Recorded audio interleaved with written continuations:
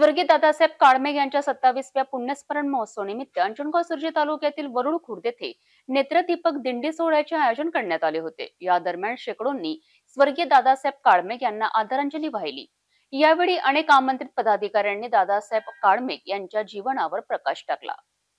कृषी शिक्षण महर्षी डॉक्टर पंजाबराव उप्याक भाऊसाहेब देशमुख यांच्या परिस्पर्शाने यांचे आयुष्य उजळून निघाले ते भारदस्त व्यक्तिमत्व म्हणजे स्वर्गीय दादासाहेब काळमेघ होय। बहुजन समाजाच्या कल्याणासाठी अहोरात्र झटणारे दादासाहेब काळमेघ यांचे जीवनकार्य शब्दात सांगण्याचे झाले तर शब्द प्रपंच अपुरा पडेल।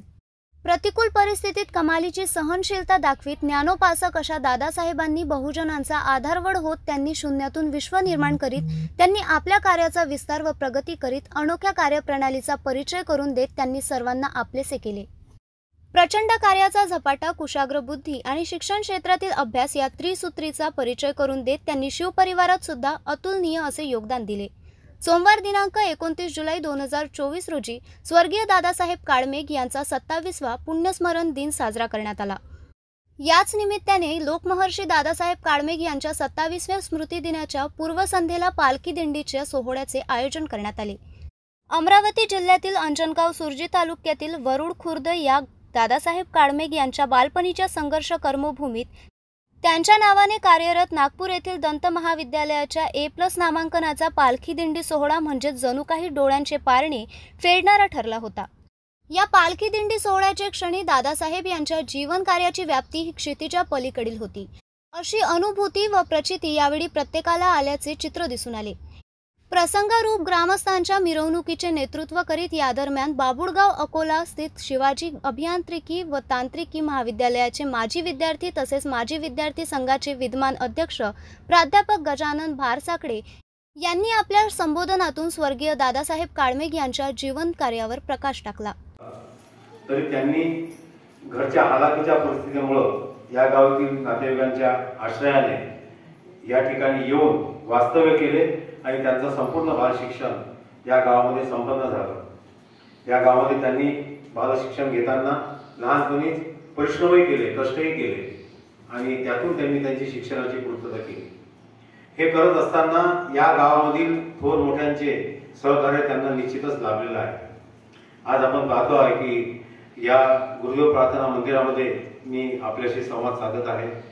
या गावाला ही जी परंपरा आहे, आध्यात्मिक परंपरा, ही त्या काळीही तेवढीच होती आणि आजही तेवढीच आहे असं या गावाचं वैशिष्ट्य आहे। मी बरेच वेळा गावामध्ये विविध उपक्रमांच्या निमित्ताने येऊन जातो आणि मी या गावातली संस्कृती, या गावातली परंपरा, या गावातली शिकवण, या गावातल्या मुलांचं वळण, या गावातल्या महिला पुरुष यांची दैनंदिन दिनचर्या आणि अध्यात्माकडे त्यांचा असलेला कल यामुळे निश्चितच भारावून गेलेला आहे आणि त्याचं वक्तव्य मी या ठिकाणी या दादासाहेबांच्या 27व्या पुण्यस्मरणाच्या निमित्ताने करीत आहोत। उद्या नागपूर आणि अमरावती इथं फार मोठे कार्यक्रम पुण्यस्मरण सोहळ्याचे संपन्न होत आहे, परंतु दादासाहेबांचं प्राथमिक शिक्षण या ठिकाणी झालं असल्यामुळे आणि ही त्यांची कर्मभूमी असल्यामुळे या गावाला दादासाहेबांच्या जीवनामध्ये अनन्यसाधारण महत्व आहे। त्यामुळं या गावाला आम्ही दादासाहेबांच्या नावाने एक स्पर्धा परीक्षा वाचनालयाचा सुद्धा उपक्रम चालू केलेला आहे। या गावामध्ये या निमित्तानं एक एकत्रित संकुल म्हणजे ते व्यायामशाळेचं, त्यानंतर स्पर्धा परीक्षेचं आणि मी आता त्याच्यामध्ये एक गोष्ट त्याच्यामध्ये अजून मी टाकत आहे।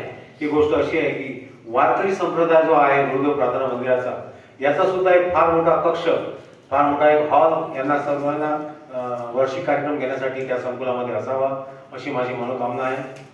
स्वर्गीय दादासाहेब काळमेघ स्मृती प्रतिष्ठान अमरावती यांना मी याबाबत विनंती केली आहे, त्यांनी ती मान्यही केली आहे आणि या मोठ्या व्यापामधून ते जे संकुल आहे ते निश्चितच या गावामध्ये उभं राहणार आहे आणि त्यासाठी शासनाचे सुद्धा आम्ही सहकार्य घेणार आहे। एक फार मोठी वास्तू या अमरावती जिल्ह्यातील या वरुड खुर्द या गावामध्ये निश्चितच उभारल्या जाईल आणि त्याच्यासाठी आम्ही बांधील आहोत, आम्ही प्रयत्न करू असं मी या प्रसंगी मनोगत व्यक्त करतो। आज या ठिकाणी ही पालखी मिरवणूक जे दादासाहेबांचा फोटो आणि आपण ग्रामनिधीशी काढणार, त्याला अर्थ असा आहे की दादासाहेबांच्या नावाने स्मृती प्रतिष्ठानने त्यांनी आता या प्रगतीची सीमा सुद्धा गाठलेली आहे।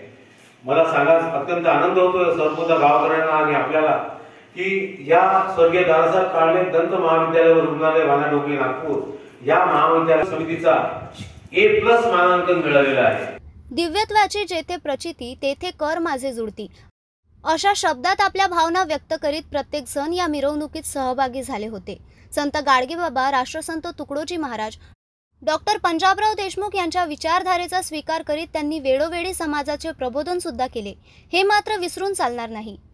कीर्तनकार, प्रवचनकार, प्रबोधनकार, अभंगकार म्हणूनही ते ख्यातनाम होते.